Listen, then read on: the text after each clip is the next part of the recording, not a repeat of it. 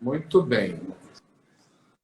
Bom, é um momento de uma imensa alegria, né? É realmente uma satisfação imensa estar com o meu querido professor Elcimar Coutinho, aquela pessoa que eu tenho em todos os sentidos como uma grande referência na minha vida, né? Uma referência profissional, uma referência como pai, uma referência como cientista, né? Temos uma ligação de muitos anos, né? Onde a minha admiração pelo meu querido professor Elcimar vem dos meus tempos de acadêmico, sextanista de medicina, quando já sabia que ia fazer ginecologia, num congresso no Ceará, um congresso brasileiro, e que a vedete principal do congresso era meu querido professor Elcimar. Havia os cursos pré-congresso, e o único curso que esgotava, com mais de um mês de antecedência do congresso, era do meu querido professor Elcimar. Eu nunca me esqueci disso, da época de acadêmico, né? E sempre o tive como aquela pessoa que um dia seria aquele que iria me iluminar, ou iria ser um exemplo para o meu caminho que eu ia seguir. A partir daí tivemos tantas e tantas histórias, né? Tive o prazer de, antes de ir para a Europa, para poder fazer o meu mestrado na Universidade de Paris, passar em Salvador, conversar com você, né? Onde você me deu uma série de conselhos, ainda na maternidade. E depois da maternidade, fui a Paris, e ali tive, inclusive, mais uma vez a oportunidade de lhe ver numa palestra, né? E acho que era um dos poucos brasileiros ali, e de fato me senti extremamente orgulhoso, né? Como se eu fosse aquele torcedor de arquibancada que estava de frente do Pelé, né? Nossa, eu vou poder falar com o Pelé, eu vou poder abraçar o Pelé, né? Aquela de fato era a sensação que eu sentia no momento que eu lhe conheci. O tempo que eu tive na Europa, fiquei 3 anos na Europa, trabalhando com a questão da reprodução assistida, né? Não havia nascido ainda no Brasil o primeiro bebê de proveta, e fui exatamente para isso, né? A minha tese era em cima desse tema. Eu também tive a oportunidade de conhecer grandes ícones da medicina e da ginecologia mundial. Trabalhei com Palmer, trabalhei com Jean Cohen, trabalhei com Edwards. E eu já falei algumas vezes em palestras com você que, apesar de ter conhecido todos esses ícones e trabalhado com eles, eles são muito pequenininho perto daquilo que eu aprendi com você ao longo desses anos, desde quando eu voltei da Europa, né? Eu tenho comigo uma grande enciclopédia no meu peito, que é poder ter estado com você mais de 20 anos sentado ao lado, onde você não me ensinou apenas medicina, você me ensinou vida, né? Me ensinou como ser, de fato, um médico. Mostrou claramente para mim o seu amor pelas mulheres, né? Que é alguma coisa muito importante na minha vida, né? Eu costumo brincar, se eu tivesse que escolher uma palavra na minha vida, eu escolheria facilmente mulher, porque eu, infelizmente, perdi um pai há muitos anos, e brinco com você que, de uma certa forma, você veio substituí-lo, e só tenho mãe, só tenho irmãs, só tenho sobrinhas praticamente, só tenho filhas, 4, né? Só trabalho com mulher, só tenho alegria com mulher, só tenho aborrecimento com mulher. E ao longo desses anos todos, você me mostrou tão quanto você tinha amor por essas mulheres, né? Então, acho aí começou já uma grande identificação sua comigo. Me lembro também muito bem de uma passagem, quando eu voltei da França, juntos fomos falar num congresso em Ribeirão Preto, e eu fiz uma palestra, porque de fato naquela época tinha poucas pessoas fazendo reprodução assistida e esteroscopia, que eu tive o prazer de introduzir no país, e nós voltamos de carro juntos, de Ribeirão Preto para São Paulo. E ali, naquela nossa volta, trocamos uma série de ideias, né? E você estava ali completamente imbuído da ideia, né? Da necessidade de realmente se entender que a menstruação era uma sangria inútil, né?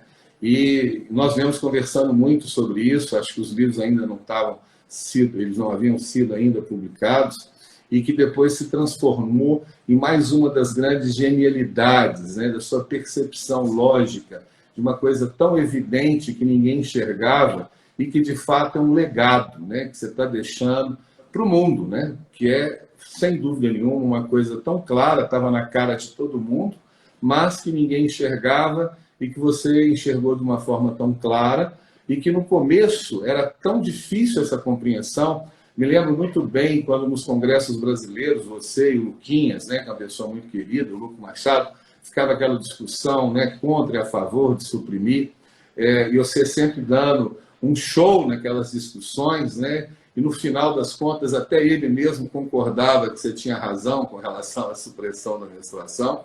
E eu tive, inclusive, a oportunidade que depois, em um determinado momento, pela minha aproximação com você, me colocaram também num debate com ele num congresso mineiro, né, e um auditório cheio, né, contra e a favor, e aquilo ali foi, para mim, também um grande marco. Eu adotei e passei a acreditar nisso, acredito nisso piamente, né, e eu tenho certeza que hoje só não acredita nisso quem realmente não quer enxergar o óbvio, né?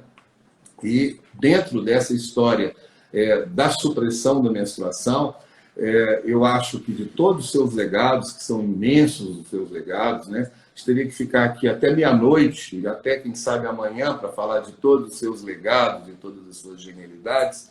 Eu acho que esse, sem dúvida nenhuma, é um grande marco, né? E acho que dele surgiram depois uma série de coisas que a gente, se Deus quiser, vai falar um pouquinho durante essa live. E eu queria, inicialmente, te pedir, né, para que você nos contasse, né, de onde veio e como é que veio, né, essa luz tão clara de identificar que, de fato, a menstruação é uma sangria inútil na mulher. Como é que foi esse caminho, né, e, de fato, como é que isso hoje está perante as suas ideias, né, e o tão quanto você conquistou com isso e conseguiu produzir efeitos positivos com relação àquilo que você pensou há tantos anos atrás. Muito bem. Eu acho que nós temos pouco tempo para isso, né? Só temos uma hora para conversar sobre o assunto. Mas vamos ver como é que eu posso contar a história da supressão da menstruação e como é que eu cheguei à conclusão de que eu tinha que pegar uma bandeira para mostrar para o público feminino e para o público masculino que a menstruação não era uma coisa boa, não era uma coisa obrigatória e que nós podíamos muito bem viver sem ela. Claro que isso não veio de um pensamento súbito que eu tenha tido no meio de uma viagem, sentado numa cadeira de avião e que pensei nisso. Não, isso foi cumulativo. As coisas foram chegando devagarzinho. E eu tive o privilégio de ter 4 irmãs mais novas do que eu, que começaram a menstruar quando eu, mais velho do que elas, tomei conhecimento da menstruação e todas 4 vieram me pedir explicações como era aquilo ao irmão mais velho, né? E pronto, eu expliquei o que era a menstruação do mesmo jeito que a minha mãe tinha passado para ela. E como eu tinha pai médico também, ele também passava aquilo como é uma coisa natural. A menstruação é natural, é uma coisa que Deus lhe deu para botar tudo que é de ruim para fora. Entendeu? Como se a mulher tivesse uma carga de maldades que devia jogar fora todo mês. Mas comecei a ler muito a respeito de menstruação para ver se eu encontrava uma explicação para a glorificação da menstruação, que era o que havia naquele tempo, quando eu era estudante. E aí eu fui chamado a atenção pelo meu pai, que dizendo, além de você estar combatendo a menstruação, você devia se lembrar de que o instrumento que o seu pai, médico como você, usou mais na vida foi uma lanceta para sangrar os homens e mulheres hipertensos, quando não existia nenhum antihipertensivo que a gente pudesse dar para ela melhorar da pressão. Salvei a vida de muita gente sangrando o indivíduo. E o meu pai tinha lancetas, tinha várias lancetas na bolsa dele para fazer sangrias terapêuticas. E a sangria terapêutica era uma coisa tão importante que tudo que era livro que escreveram sobre sangria terapêutica, eu lia.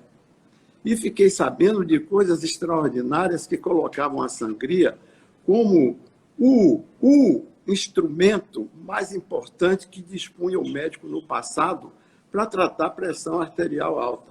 que é uma coisa muito comum e principalmente entre os homens, era uma coisa gratuita. Se você lê a respeito da vida dos grandes homens do passado, você vai ver que a maior parte que viveu muito foi um grande sangrado, porque ele ia desenvolver pressão alta e o único tratamento que existe era essa pressão. Aliás, eu li lendo a história a história dos Estados Unidos, que foi onde eu fiz parte da minha formação como médico e como cientista, fiquei sabendo que George Washington, o homem que deu o nome ao dinheiro americano, a capital dos Estados Unidos da América, o cara mais famoso que já existiu, que foi George Washington, que tem a efígie dele na nota de $1, o símbolo do capitalismo americano. E George Washington, quando se aposentou, foi passar um período na fazenda, uma fazenda que ele tinha no norte de Washington, e tomou uma queda. O cavalo jogou ele no chão e ele ficou passando mal, mandou chamar os médicos dele de Washington, da capital. O primeiro que chegou lá disse, bom, para resolver isso a gente vai ter que sangrar ele, porque enquanto a pressão dele estiver alta, ele vai sangrar. Então, ele já tinha botado sangue pela boca, já tinha sangrado no local das pancadas, onde ele tinha ferida e tal. E aí ele não melhorou. Mandaram chamar o segundo médico. O segundo médico veio e disse, tem que sangrar mais um pouquinho. E aí sangrou ele também. O terceiro veio e sangrou também. Mataram George Washington de anemia aguda, por sangramento através da sangria. Eu só aprendi isso muito mais tarde, com a minha curiosidade a respeito dos benefícios da sangria, para eu poder, pelo menos, descontar a desnecessidade da sangria depois do desenvolvimento dos antihipertensivos. Mas eu não tinha uma arma como essa que passei a ter quando fui defender a Depo-Provera no Congresso americano. E a Depo-Provera foi um produto que me permitiu induzir a supressão da menstruação, dar um bloqueio da ovulação por um período mais ou menos longo, e saber o que é que isso fazia no corpo da mulher. Então, eu fui o primeiro médico do mundo a experimentar o benefício de suspender a menstruação. Então, eu cheguei na frente porque eu fui o primeiro a me dar conta disso. E comecei a ver mulheres todas que chegavam na maternidade com hemorragia. Antes de encaminhar para tirar o útero, eu era chamado para resolver o problema da hemorragia, porque ela não ia ser operada sangrando daquele jeito e tal. E aí comecei a experimentar os produtos que eu usava para suspender a ovulação. Eu, suspendendo a ovulação, suspendia a menstruação. E isso, quer dizer, as duas coisas caminhavam juntas, né? A questão da menstruação e a questão da ovulação. Então, se você ovular, a mulher não menstrua, porque a menstruação ocorre como uma decorrência de uma falência reprodutiva. A mulher ovula para engravidar, ela põe o ovo para ele ser fertilizado. Ela não é galinha para botar ovo para a gente comer o ovo, entendeu? Então, toda vez que ela ovula, ela está se oferecendo para engravidar. Então, no momento que ela não engravida, você vai ter uma menstruação que é o aborto do ovo que não foi fertilizado. Eu entendi isso no momento em que isso não estava escrito em nenhum lugar, em nenhuma ginecologia, etc. Então, eu comecei a pensar no assunto e ver o que é que eu podia fazer para sustar as hemorragias, que era uma das razões porque a Deodato me levou para a maternidade, me tirou da Faculdade de Medicina lá do Terreiro, onde eu tinha minha bioquímica, onde eu era professor, e do curso de farmácia, e fui para lá, para a maternidade. Me instalei lá. A Deodato avisou aos obstetras todos que eu era uma figura preciosa, porque ia começar a fazer pesquisa científica para tratar das mulheres, e foi assim que as coisas começaram. Eu comecei a fazer alguma coisa que ninguém tinha feito antes no mundo. E a primeira coisa realmente interessante foi que, desenvolvendo progesteronas que não fossem inativadas no corpo da mulher, porque a progesterona natural ela não tem uma vida muito curta, então a gente não pode não pode, ela é solúvel em óleo, a gente não pode dar progesterona na veia, eu tinha que dar várias injeções de testosterona para a mulher não menstruar. Até que tive as progesteronas sintéticas apareceram, e as primeiras que eu usei, uma delas, a medroxprogesterona, eu usei para suspender a menstruação, simplesmente para suspender a menstruação. Quando anunciei que eu podia suspender a menstruação por um período que poderia durar 3 meses, comecei, na realidade, a suspender por 2 meses. E depois estendi para 3 meses, a pedido das mulheres. E eu conversava com as minhas pacientes. Conversava com mulheres inteligentes e mulheres totalmente incultas e que faziam a colocação dela: doutor, pelo amor de Deus, tira meu útero, doutor, eu não quero mais menstruar. Já tive 8 gravidezes, não quero mais e tal. Eu dizia: não, antes disso eu vou fazer você parar de menstruar. E comecei a fazer isso. Quando eu lancei o meu livro, contando a minha vida, lá na Faculdade de Medicina, eu falei nisso, falei que acho que entre as coisas que eu fiz pela medicina, os tratamentos que eu inventei, etc., eu acho que o mais importante, a maior contribuição que eu fiz para o mundo, foi para o mundo feminino, foi ensinar que você podia suprimir a menstruação sem nenhuma consequência desvantajosa. Porque eu fui muito combatido pelos meus colegas, inclusive aqui na Bahia, e fora da Bahia não se fala. Fica lá que um baiano está suspendendo a menstruação. Eu tive que ir ao Washington para defender o uso da Depo-Provera para suspender a menstruação. E mencionei a história de Washington lá no Congresso americano, para os americanos que não sabiam disso. Eu disse: o presidente Washington, que dá nome a esta capital. Olha o livro aqui.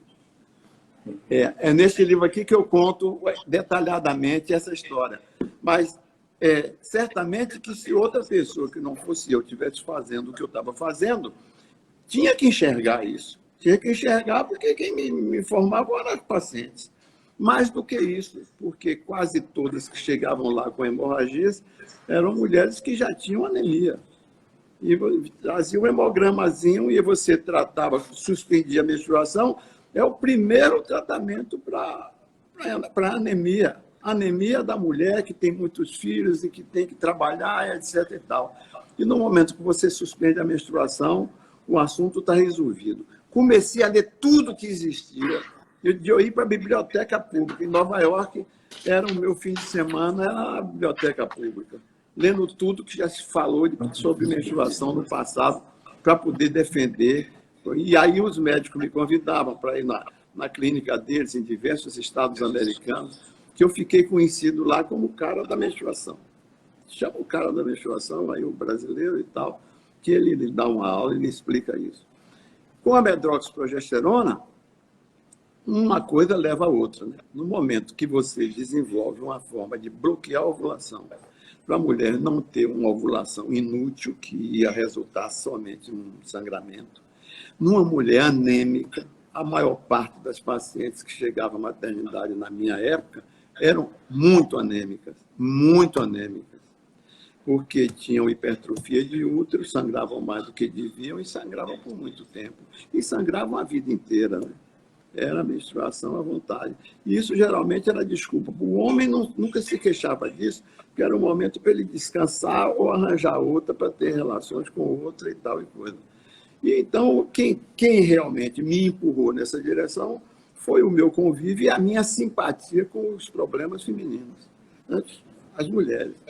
Quando a medroxprogesterona chegou às minhas mãos, foi somente para suspender a ameaça de aborto ou parto prematuro, entendeu? E eu acumulei uma informação enorme que ninguém tinha no mundo, porque eu comecei a tratar toda aquela mulher que chegava lá em parto prematuro, me chamavam. Eu passei a ser um médico da maternidade Primeira de Oliveira, sem ser obstetra, sem ser parteiro, como o cara que cuidava das mulheres que não deveriam abortar ou menstruar, etc. e tal. E aí, pronto, tinha filas de mulheres. E eu tinha um volume enorme de pessoas em quem eu podia experimentar a eficiência do bloqueio da menstruação, do bloqueio da ovulação, como consequência, bloquear a menstruação. E ficavam curadas, eu recebia presente de todo mundo, era quem não podia dar um presente custoso, me trazia uma muqueca, me trazia um doce. Como me davam um doce para comer? Eu acho que eu fiquei viciado em doce naquela época, porque toda hora chegava um doce de banana, doce de goiaba, doce disso, doce daquilo. Galinha não, né?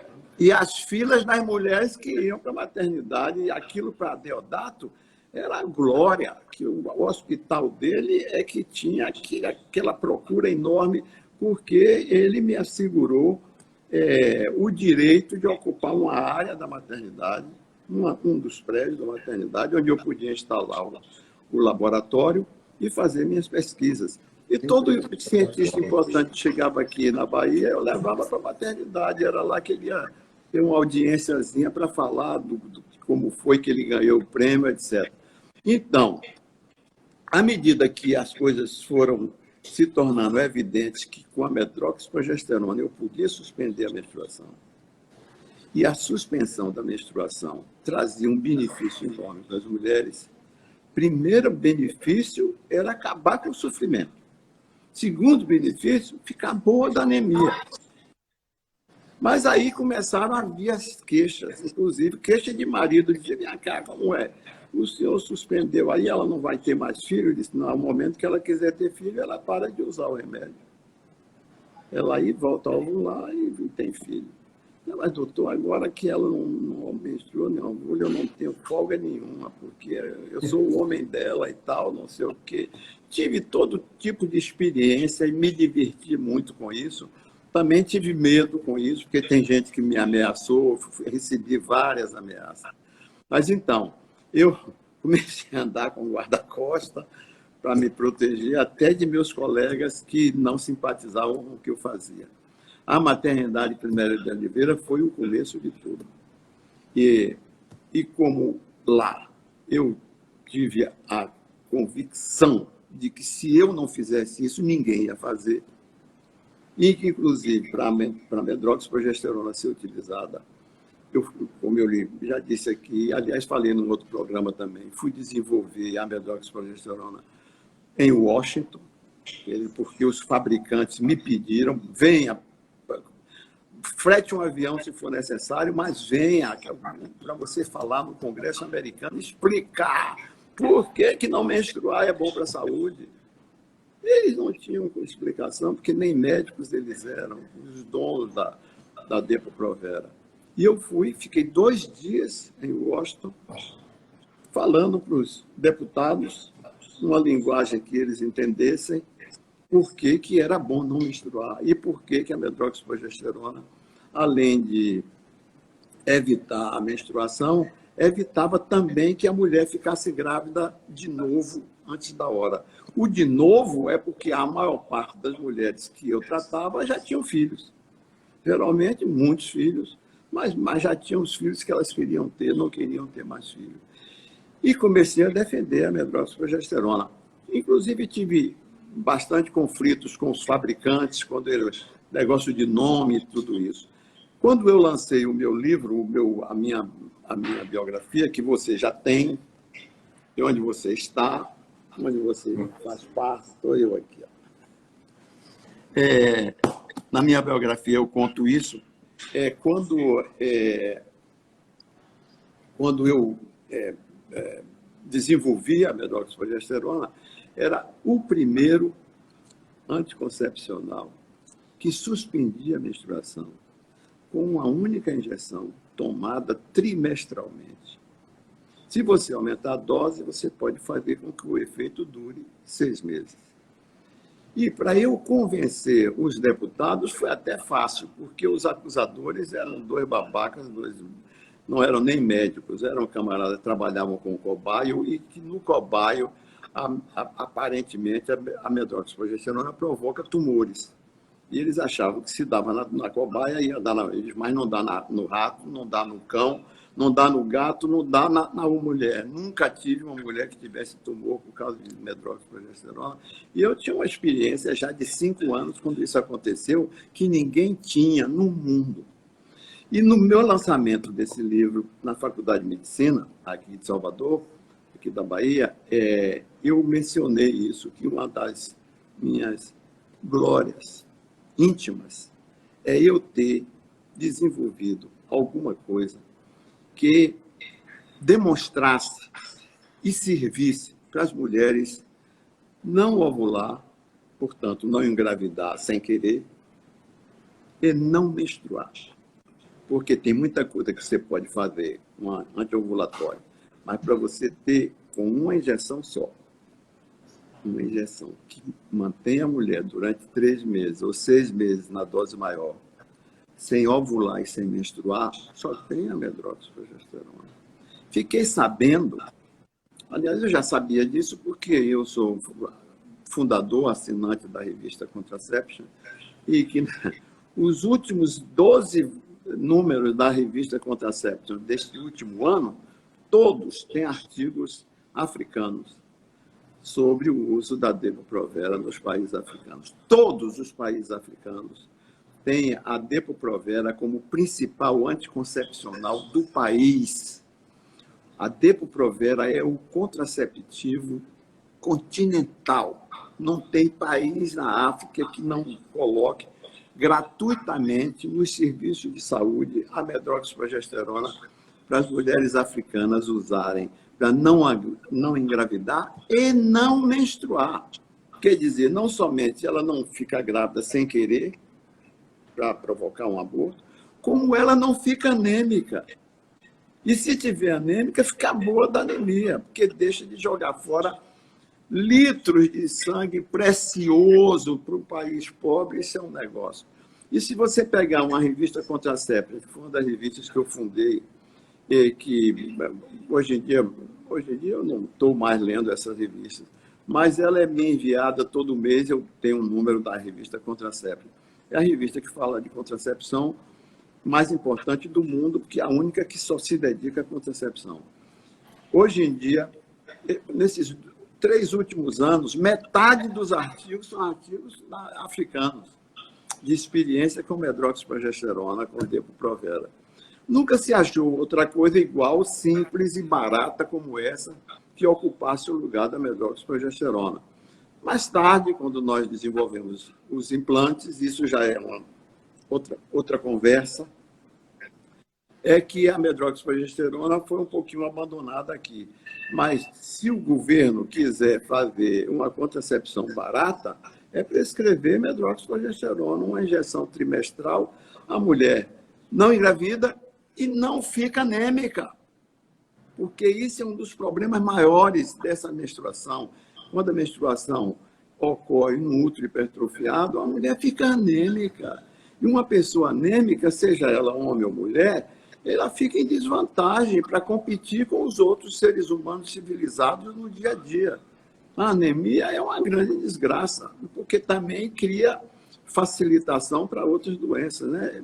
Aquela coisa. Mas 12 números do último ano da revista Contraception, 10 tem mais de metade da revista é com a Depo-Provera, inventada, introduzida há 50 anos atrás. Nunca foi substituída como o mais simples, o mais barato e o mais eficiente anticoncepcional que existe. Cura a anemia e impede a mulher de engravidar quando ela não quer engravidar. Professor Ocimar, existe muito uma conversa, né, que a gente escuta o tempo inteiro, de que não menstruar não é natural. Nós conhecemos muito bem, né, todos os seus argumentos com relação a isso. Principalmente a história de que natural, né, é aquela mulher que engravida, amamenta, que os principais métodos anticoncepcionais são, de fato, aqueles que bloqueiam a ovulação, que, estando bloqueando a ovulação, de fato, aquilo não é natural. Alguma coisa nessa linha você sempre colocou de uma maneira bastante enfática, né? De que, além disso que eu estou dizendo, Na natureza, essa questão da menstruação, ela de fato não é nada natural. Queria que você falasse um pouquinho sobre isso, né? E de fato, quais são os benefícios, né, dessa mulher não menstruar, né? Em termos de patologias, em termos de sintomas, que eu acho que é muito importante.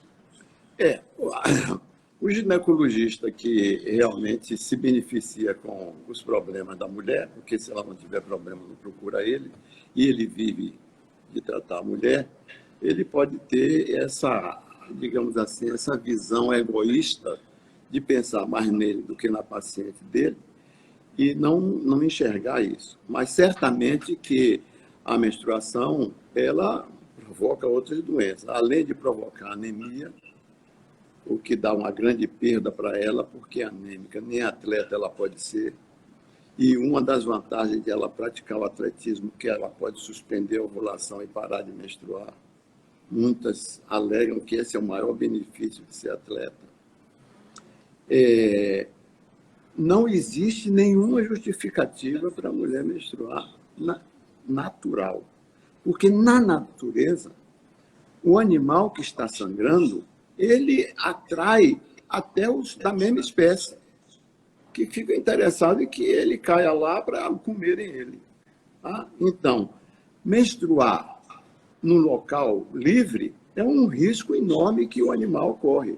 Então, no momento que você suspende a menstruação, você está beneficiando a mulher.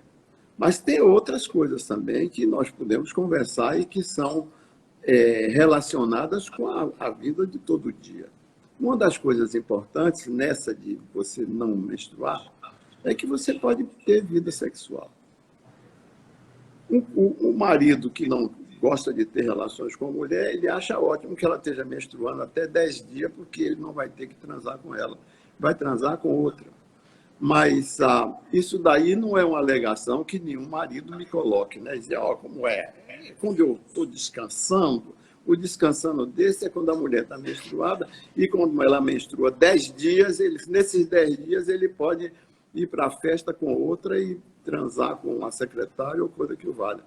Mas realmente eu não tenho nenhuma intenção de ter a minha vida profissional orientada no sentido de facilitar a vida dos homens para que eles se divirtam mais. Mas no momento que você suspende a ovulação, se você, ao mesmo tempo, observar a vida sexual do casal, você vai ver que a vida do casal melhora no momento que ela para de menstruar. Porque ela deixa de ter um bloqueio importante da libido, que é a progesterona dela. No momento que você bloqueia a progesterona, você está tirando o hormônio da gravidez. E essa progesterona é que faz com que a mulher grávida não tenha uma predisposição ou uma disposição para transar, para ter relações sexuais. Em primeiro lugar, que isso vai fazer mal à gravidez, ela vai botar em risco o filho dela. Mas, em segundo lugar, que ela, grávida, com a barriga grande, etc., principalmente depois do 4º mês, não é uma parceira sexual atraente. Então, quando ela está grávida, ela tem que viver em função daquela gravidez, nem em função do marido, nem em função dos outros filhos que ela já tem, que já criou e que já amamentou. Ela tem que viver em função daquele filho que está na barriga.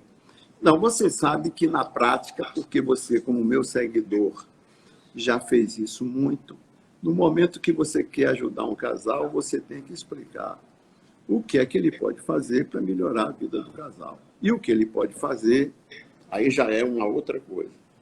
Além de não menstruar, ter um pouquinho de estrogênio circulando, porque o que mais ajuda o macho da espécie, de qualquer mamífero, o que mais ajuda ele é o hormônio feminino.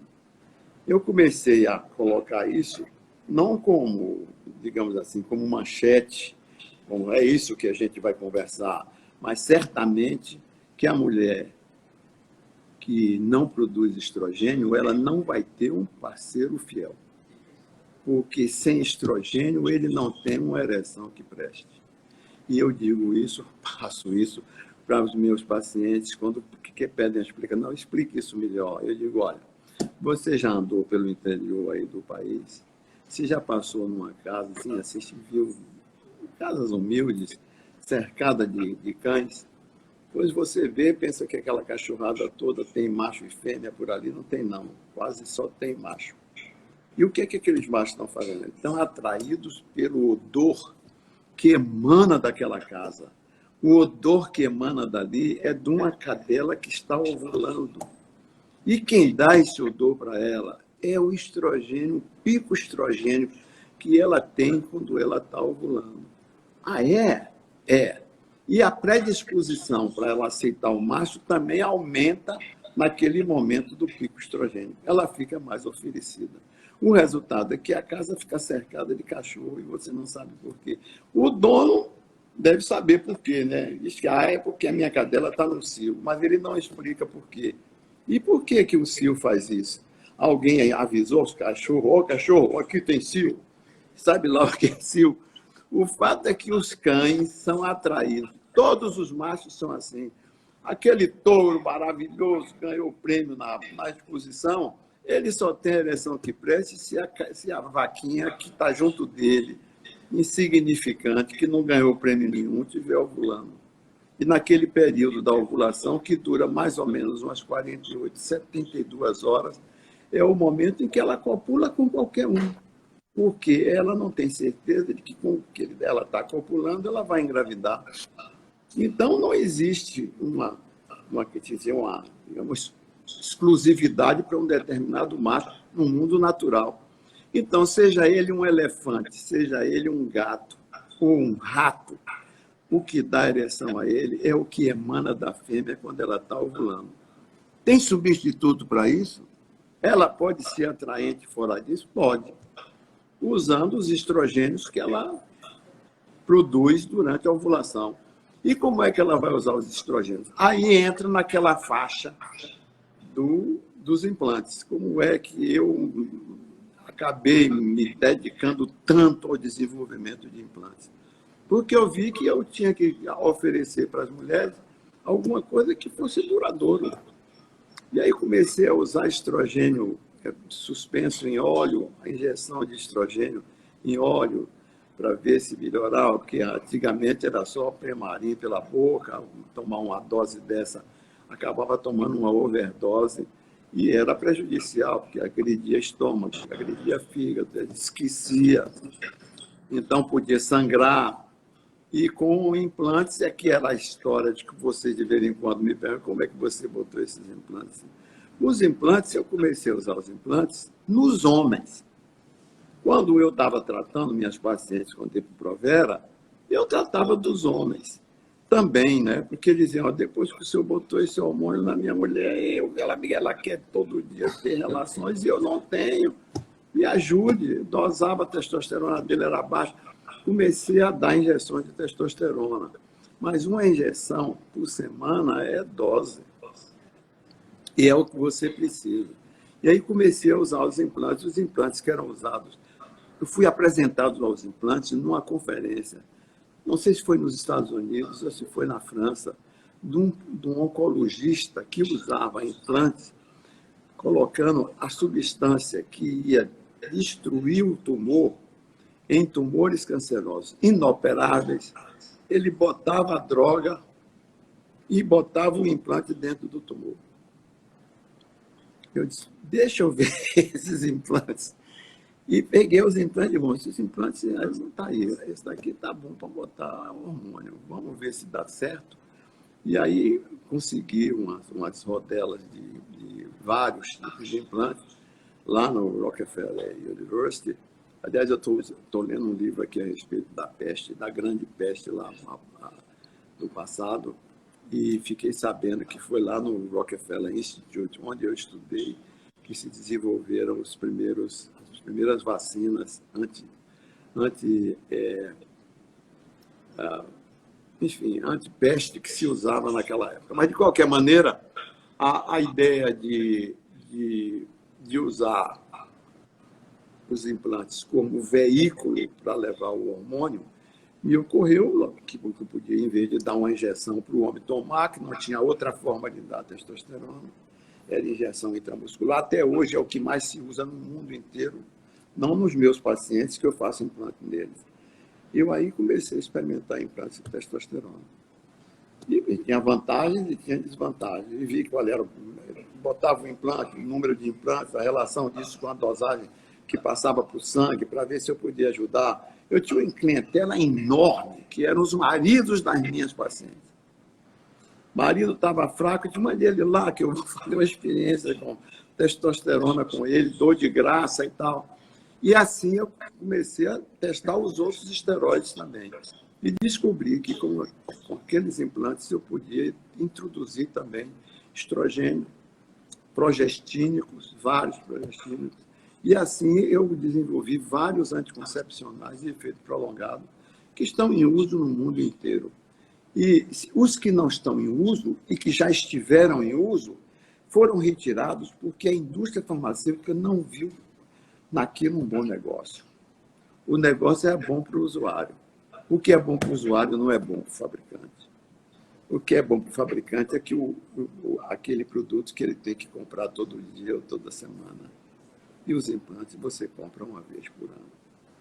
E aí muitos lançaram o produto, eu desenvolvi uns 10 tipos diferentes de progestínicos por implante, para anticoncepção, e muitos entraram no mercado e foram retirados porque não foi um sucesso comercial para a indústria farmacêutica.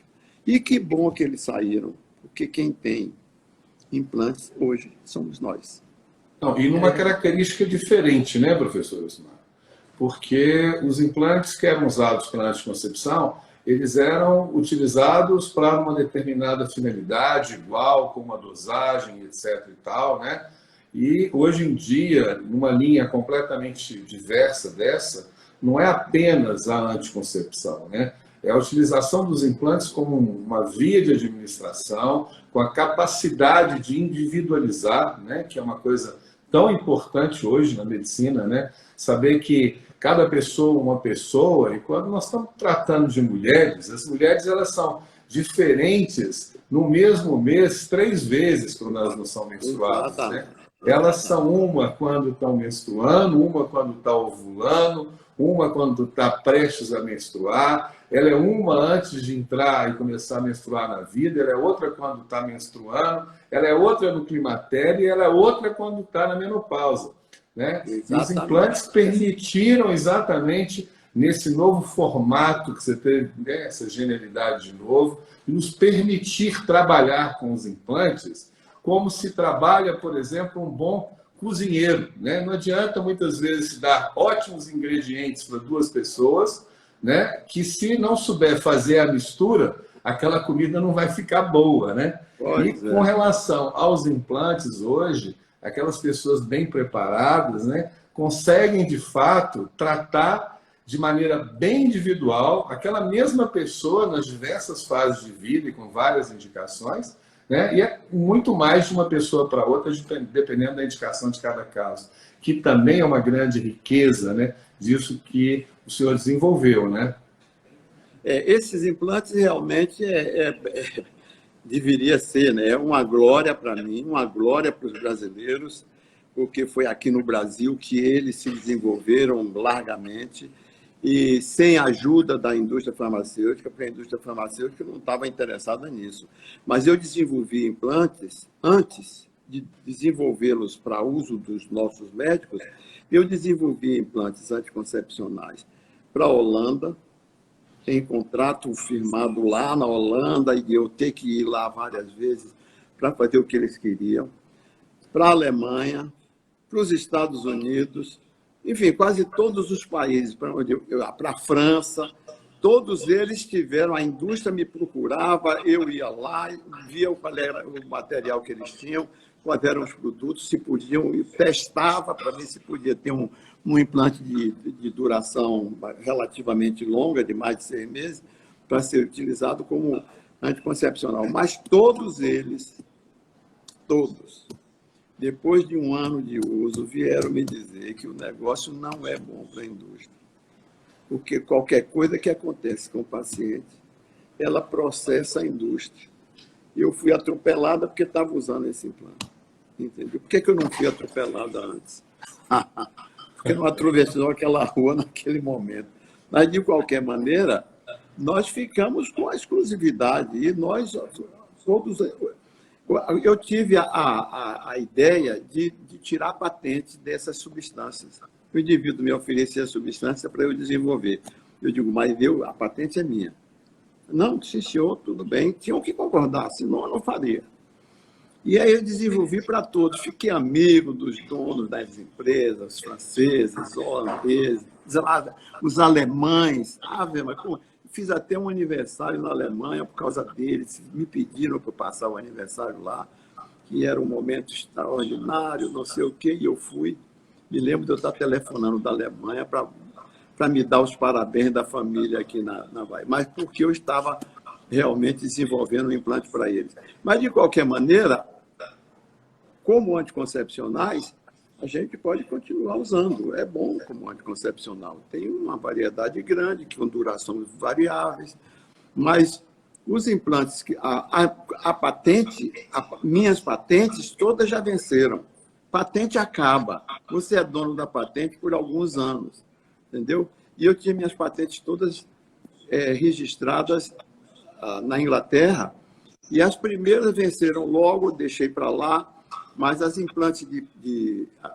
patentes de implante, eu tinha todas as patentes. Hoje eu não tenho mais patente nenhuma, mas eu uso as patentes dos meus pacientes e passo para os meus alunos, para os meus colaboradores, que nós temos a exclusividade.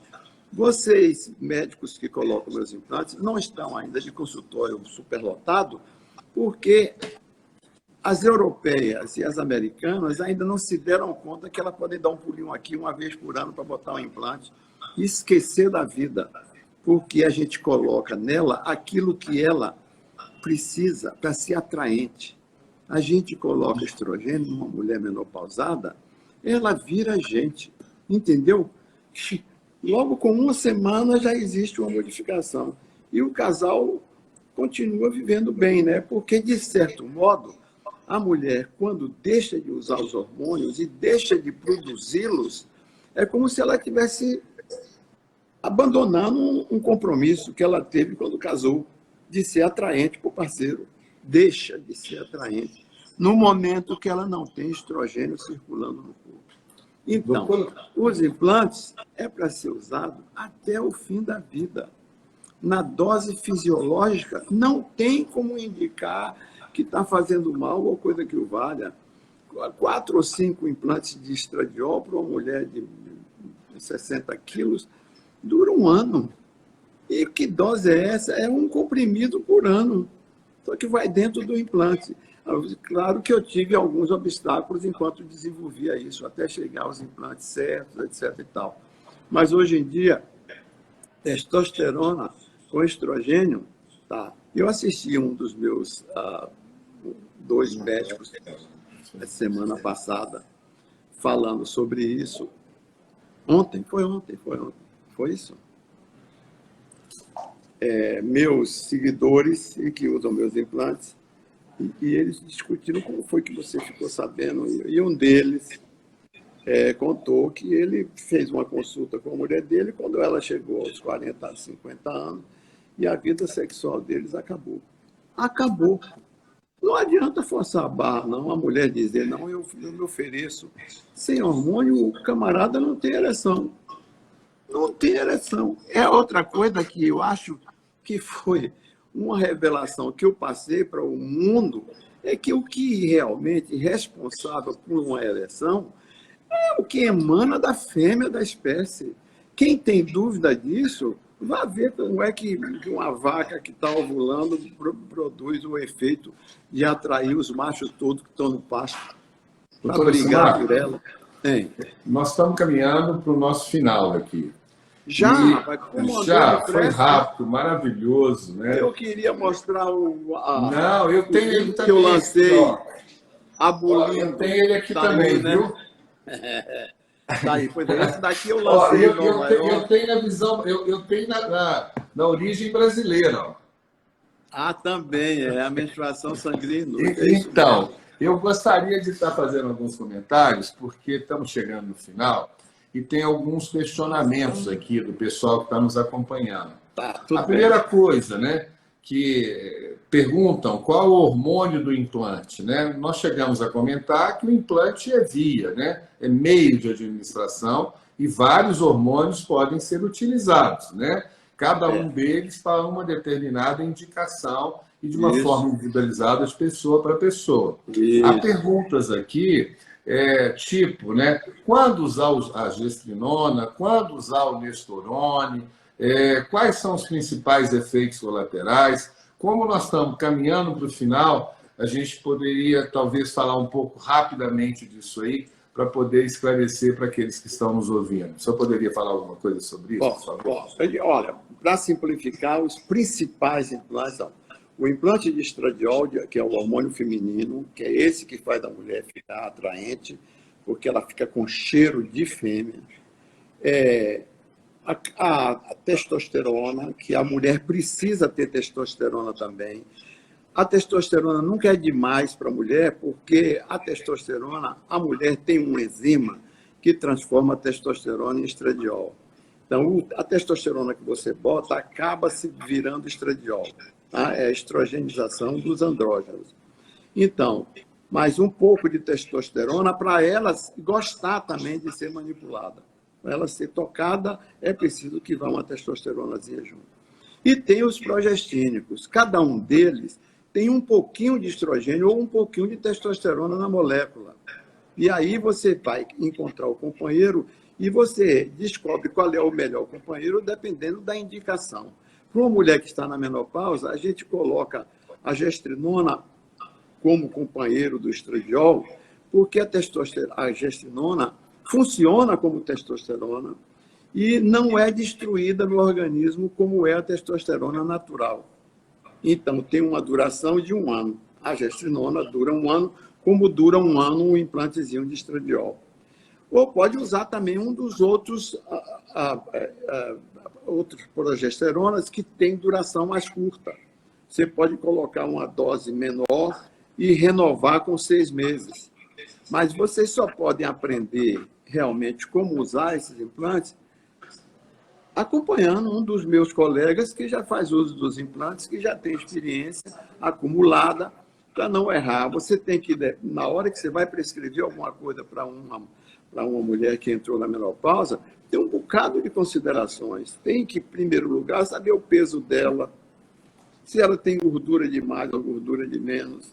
Enfim, para você escolher uma combinação de hormônios que leve o estradiol e a testosterona para dentro dela, e aquilo que você colocar vai durar 1 ano.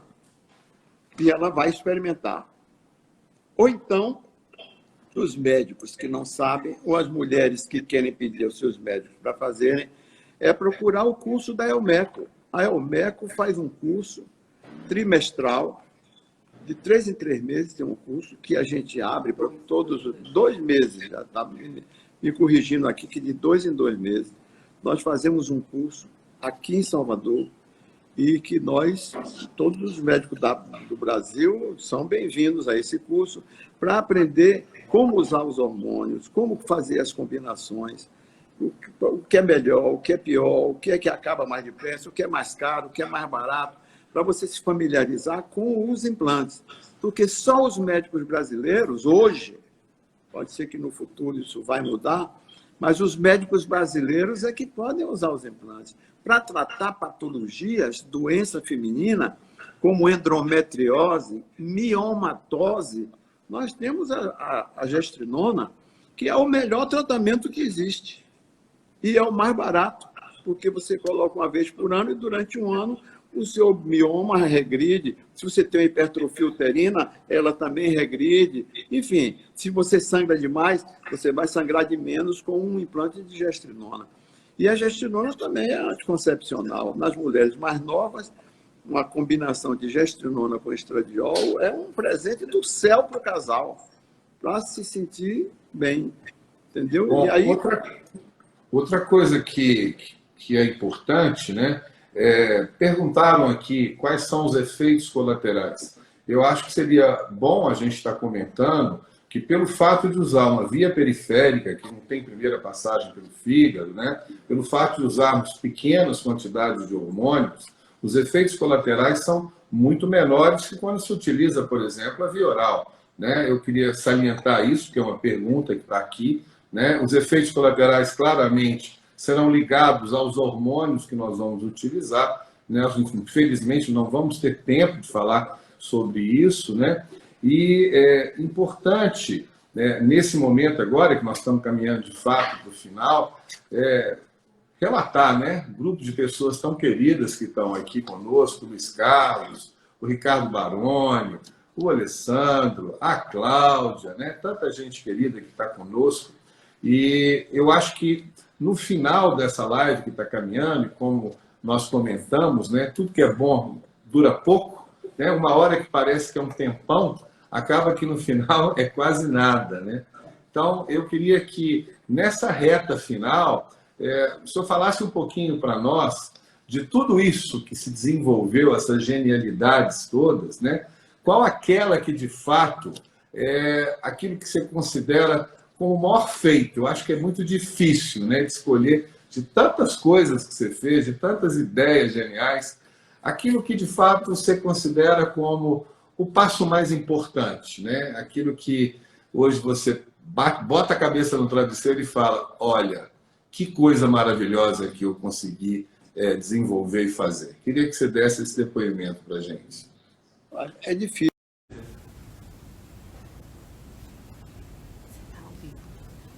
Vai começar a entrar, não entrou ninguém ainda. Não tem ninguém. Pede para ele entrar de novo. Pronto, já tem gente. Fala, vamos dar uma Posso falar?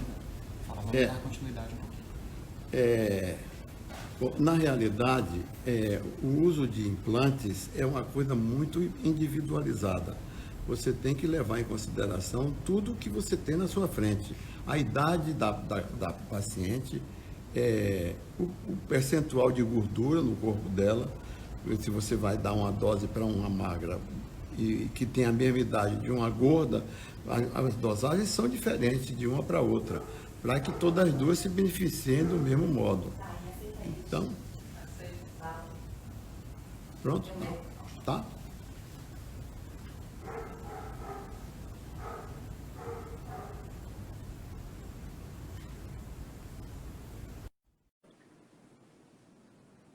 Você está me ouvindo? Não, não está, né? Bom, então é isso aí. A coisa tem que ser individualizada mesmo. Agora nós vamos ter mais uma hora, né? Não. Muito bem. Vamos lá, querido. A pergunta foi como é que você escolhe a dose, né? Você tem que escolher não somente a dose, mas cada implante que você vai usar, você tem que escolher também o implante. O que é preferível para aquela paciente, o que é que ela veio buscar. A paciente veio se consultar com você em busca de uma melhora de vida. Então, se você coloca um progestínico, você está bloqueando a ovulação. Primeira coisa, ela não quer ovular, porque ela não quer engravidar. Muito bem, então você tem que usar um progestínico. Para quê? Para ela não menstruar e não engravidar. E com isso ela se beneficia também, porque corrige a anemia, não fica anêmica, não vai ter que menstruar, não vai ter que se preocupar com a menstruação, fica um ano sem ovular nem menstruar. Então, todos esses progestínicos que nós temos fazem isso, bloqueiam a ovulação. Basta um implante, 2 implantes, se a paciente for muito pesada, porque você também tem que calcular o número de implantes de acordo com o peso e o percentual de gordura do corpo da paciente, a idade da paciente. E, aí, enfim, por que é que ela lhe procurou? Para procurar atendê-la. Então, eu acho que a nossa clientela é tão grande porque todas as pacientes têm uma receita individualizada. Ela não vem para cá para procurar o implante, não é o implante, é uma variedade de implantes que nós desenvolvemos para atender a todas as possibilidades de patologias várias possam ser corrigidas ou atendidas com implante. Então, você tem implante de 6 meses com anticoncepcional, tem implante de 1 ano como anticoncepcional. E esses implantes de 1 ano, de 6 meses como anticoncepcional, são progestínicos. E eles vão ser utilizados juntos com estradiol e testosterona de acordo com o que você quer oferecer para a paciente. E tem ajustes que você pode fazer no meio do caminho também, ou quando a paciente vem para renovar, porque 90% das pacientes que usam nossos implantes voltam para renovar. E é isso que a gente quer, né? É que ela possa se beneficiar de um tratamento acessível, eficiente e que não pode ser, digamos assim, mal usado. Quer dizer, a pessoa não pode abusar, a não ser uma pessoa desonesta que use um implante sem ter nada dentro para dizer que botou implante e tal.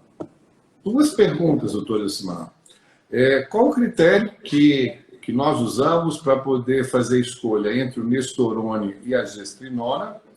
E a outra pergunta é se a mulher que está na menopausa, que retirou o útero, tem necessidade de usar progesterona? Necessidade ela não tem, mas ela, se já tirou o útero, que é o principal alvo da ação dos estrogênios, a gente não tem que se preocupar com o estrogênio que ela vai receber, porque não vai atuar no útero, vai atuar no corpo dela. Acho que as pessoas têm que ter o treinamento que você teve, acompanhando as pacientes, tipo de paciente, porque qualquer coisa na medicina é assim. Qualquer cirurgia nova que você vai aprender, você tem que ver a pessoa que desenvolveu aquele tipo de técnica, como é que ele faz, para você fazer como ele faz, que é assim que dá certo. Então, eu não aconselho a nenhum médico começar a botar implantes sem antes fazer o cursinho que a Elmeco oferece. De 3 em 3 meses tem um curso novo, ele se inscreve, vem aqui à Bahia, passa 2 dias e tem 2 dias de aulas sobre o uso de implantes. Nós só trabalhamos com implantes. Você hoje não só trabalha.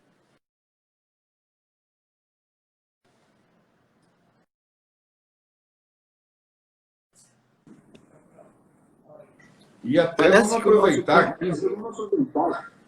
Mas errar, né? Quer dizer que nós esperamos todos no Enatim, em novembro, que vai ter, né? Onde a gente vai poder conversar sobre tudo isso de uma forma mais intensa, né? Pois é, estamos aí.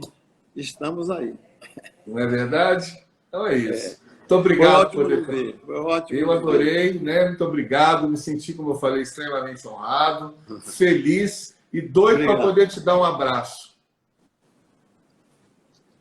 Tchau. Abraço. Tchau.